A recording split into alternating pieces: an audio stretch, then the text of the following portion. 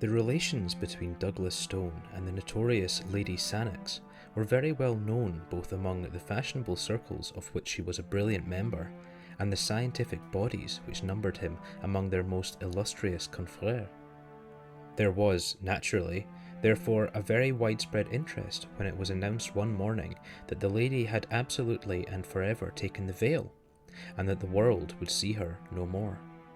When, at the very tail of this rumour, there came the assurance that the celebrated operating surgeon, the man of steel nerves, had been found in the morning by his valet, seated on one side of his bed, smiling pleasantly upon the universe, with both legs jammed into one side of his breeches, and his great brain about as valuable as a capful of porridge, the matter was strong enough to give quite a little thrill of interest to folk who had never hoped that their jaded nerves were capable of such a sensation. Douglas Stone in his prime was one of the most remarkable men in England. Indeed, he could hardly be said to have ever reached his prime, for he was but 39 at the time of this little incident. Those who knew him best were aware that, famous as he was as a surgeon, he might have succeeded with even greater rapidity in any of a dozen lines of life. He could have cut his way into fame as a soldier, struggled to it as an explorer, bullied for it in the courts, or built it out of stone and iron as an engineer. He was born to be great, for he could plan what another man dare not do, and he could do what another man dare not plan. In surgery, none could follow him. His nerve, his judgment, his intuition were things apart. Again and again his knife cut away death, but grazed the very springs of life in doing it, until his assistants were as white as the patient. His energy, his audacity, his full-blooded self-confidence, does not the memory of them still linger to the south of Marylebone Road and the north of Oxford Street? His vices were as magnificent as his virtues, and infinitely more picturesque. Large as was his income, and it was the third largest of all professional men in London, it was far beneath the luxury of his living. Deep in his complex nature lay a rich vein of sensualism, at the sport of which he placed all the prizes of his life. The eye, the ear, the touch, the palate, all were his masters.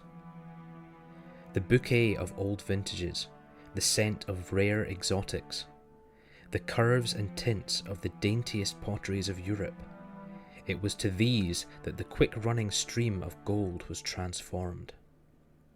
And then there came his sudden mad passion for Lady Sannox, when a single interview with 2 challenging glances and a whispered word set him ablaze. He was one of the handsomest men in London, but not the only one to her. She had a liking for new experiences, and was gracious to most men who wooed her. It may have been cause or it may have been effect that Lord Sannox looked 50, though he was but 36. He was a quiet, silent, neutral-tinted man, this lord, with thin lips and heavy eyelids, much given to gardening and full of home-like habits. He had at one time been fond of acting, had even rented a theatre in London, and on its boards had first seen Miss Marian Dawson, to whom he had offered his hand, his title, and the third of a county. Since his marriage, his early hobby had become distasteful to him. Even in private theatricals, it was no longer possible to persuade him to exercise the talent which he had often shown that he possessed. He was happier with a spud and a watering can among his orchids and chrysanthemums. It was quite an interesting problem, whether he was absolutely devoid of sense or miserably wanting in spirit. Did he know his lady's ways and condone them, or was he a mere blind, doting fool? It was a point to be discussed over the teacups in snug little drawing rooms, or with the aid of a cigar in the bow windows of clubs. Bitter and plain were the comments among men upon his conduct. There was but one who had a good word to say for him, and he was the most silent member in the smoking room. He had seen him break in a horse at the university, and it seemed to have left an impression upon his mind. But when Douglas Stone became the favourite, All doubts as to Lord Sannox's knowledge or ignorance were set forever at rest. There was no subterfuge about Stone. In his high-handed, impetuous fashion, he set all caution and discretion at defiance. The scandal became notorious. A learned body intimated that his name had been struck from the list of its vice-presidents. 2 friends implored him to consider his professional credit. He cursed them all 3, and spent 40 guineas on a bangle to take with him to the lady. He was at her house every evening, and she drove in his carriage in the afternoons. There was not an attempt on either side to conceal their relations, but there came at last a little incident to interrupt them.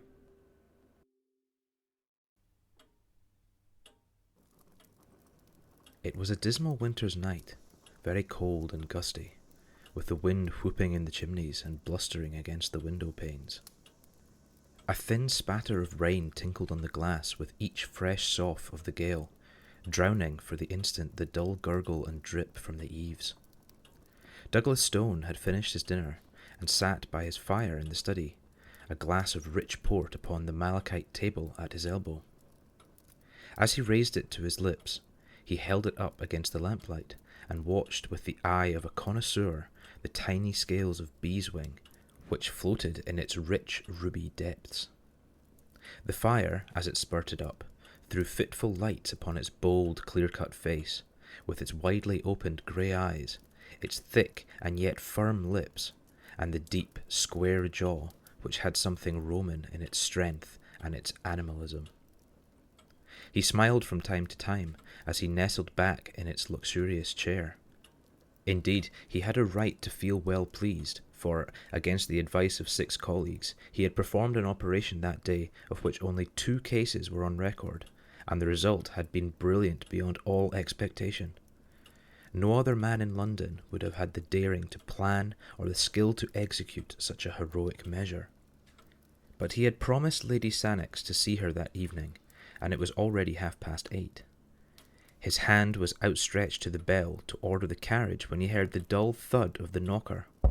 An instant later there was a shuffling of feet in the hall and the sharp closing of a door.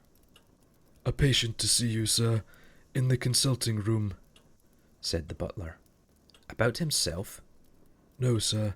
I think he wants you to go out." "It is too late," cried Douglas Stone peevishly. "I won't go." "This is his card, sir." The butler presented it upon the gold salver which had been given to his master by the wife of a prime minister. Hamil Ali Smyrna. The fellow is a Turk, I suppose. "Yes, sir. He seems as if he came from abroad, sir. And he's in a terrible way." "I have an engagement. I must go elsewhere. But I'll see him. Show him in here, Pym."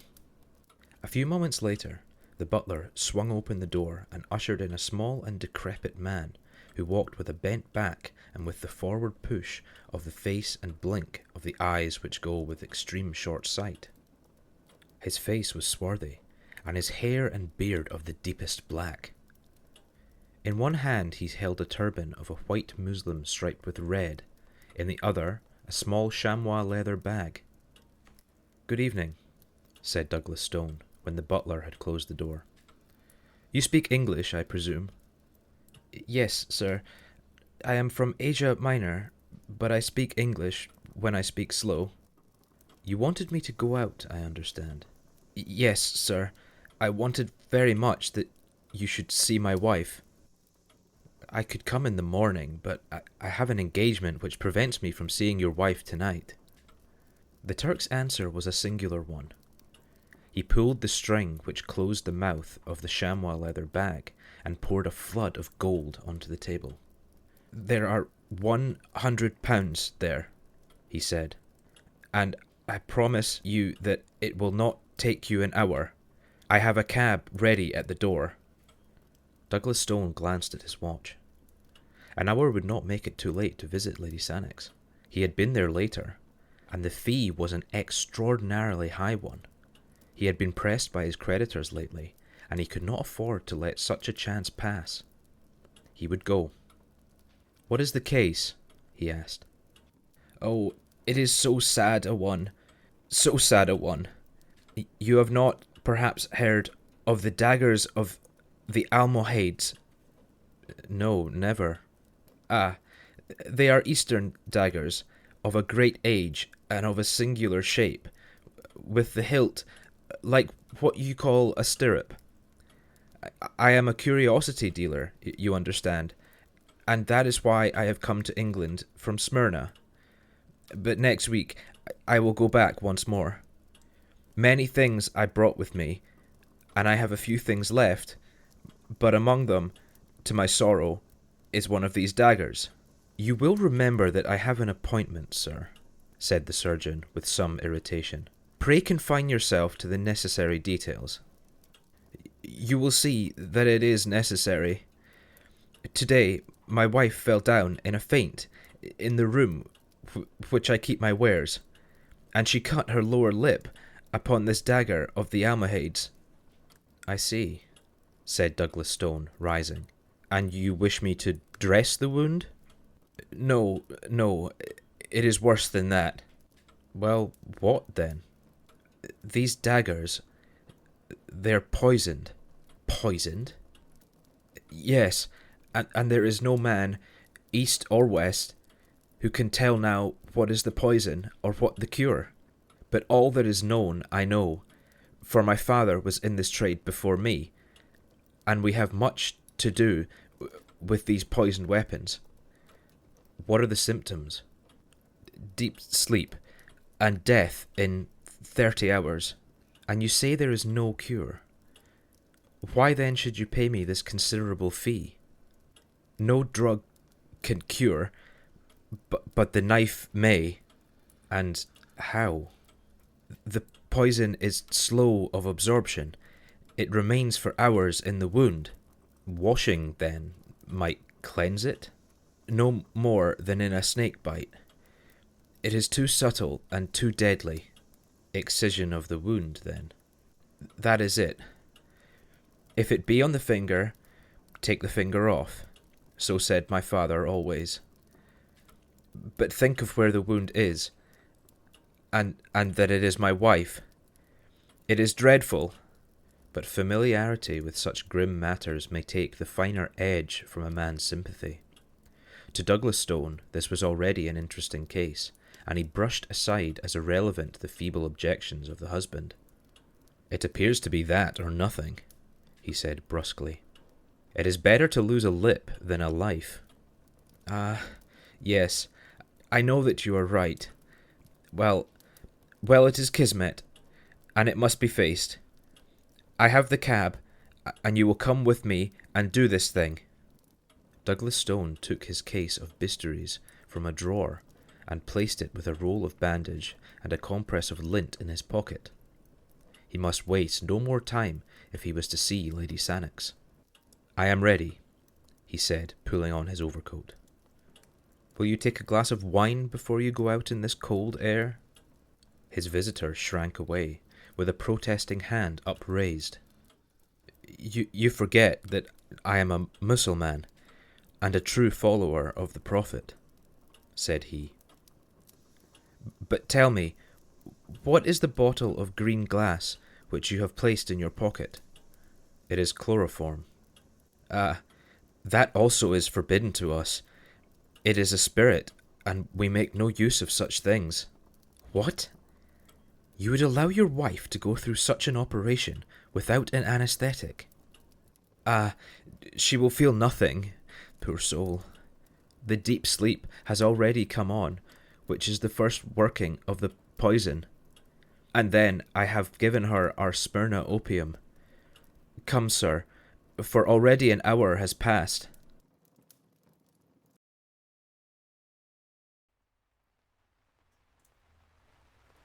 As they stepped out into the darkness, a sheet of rain was driven in upon their faces, and the hall lamp, which dangled from the arm of a marble caryatid, went out with a fluff.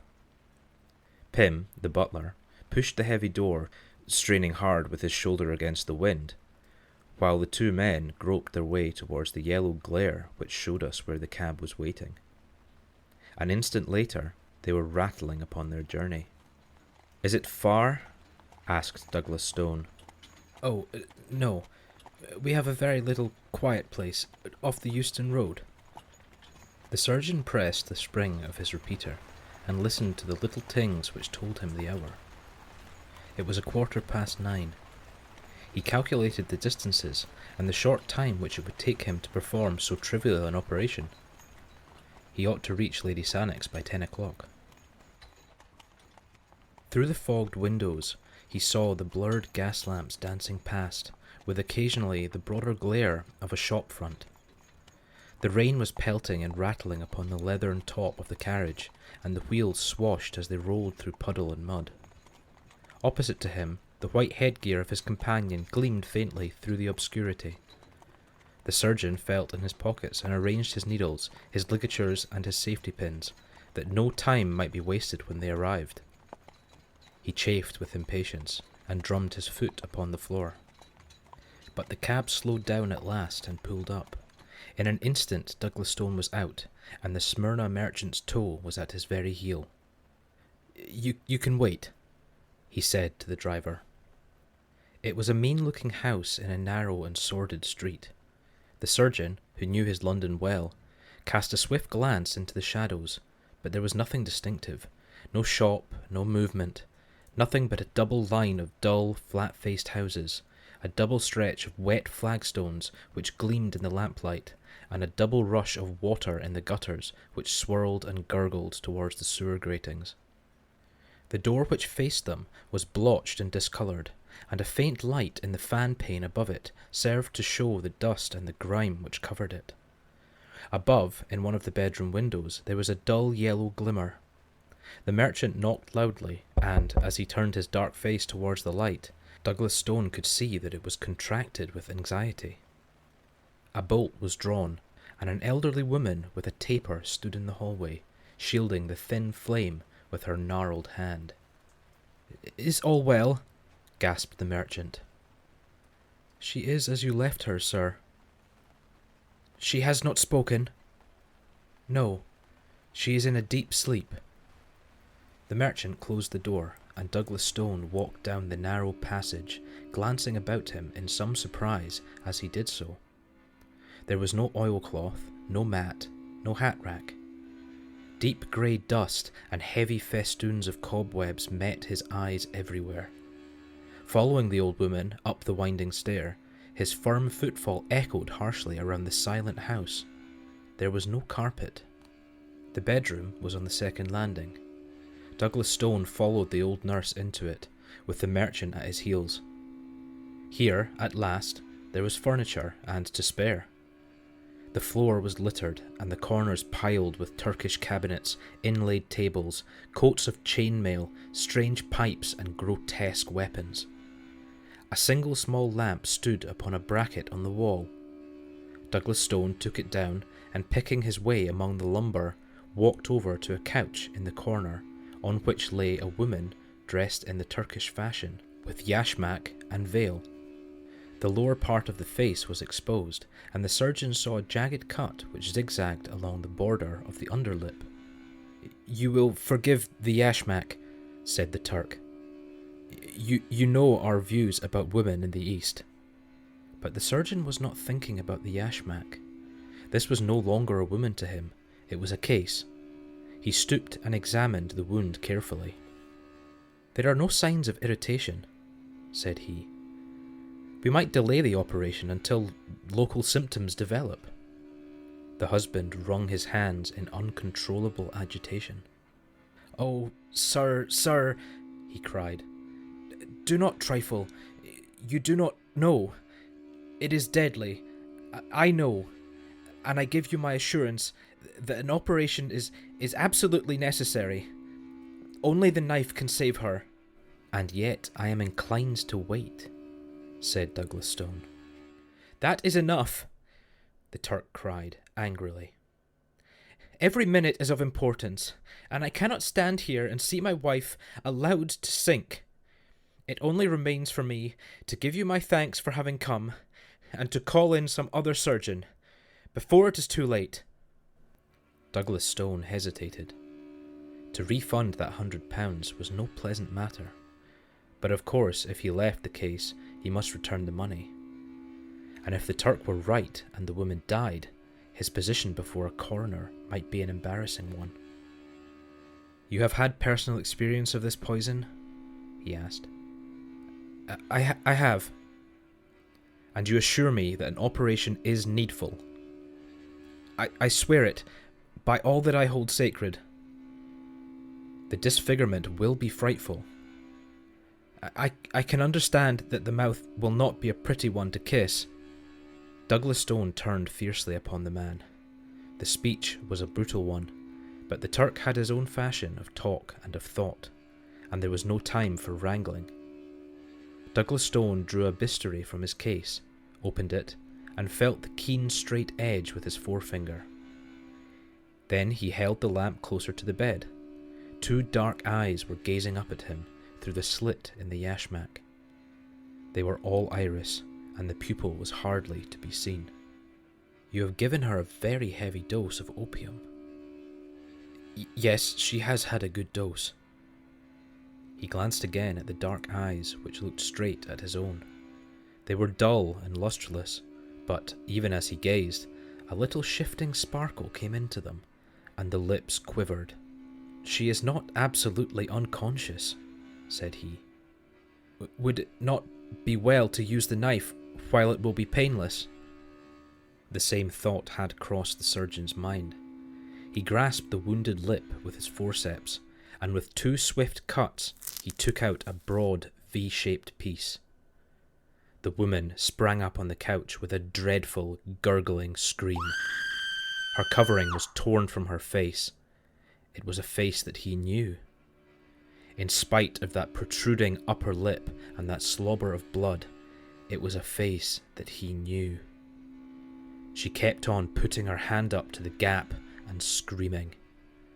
Douglas Stone sat down at the foot of the couch with his knife and his forceps.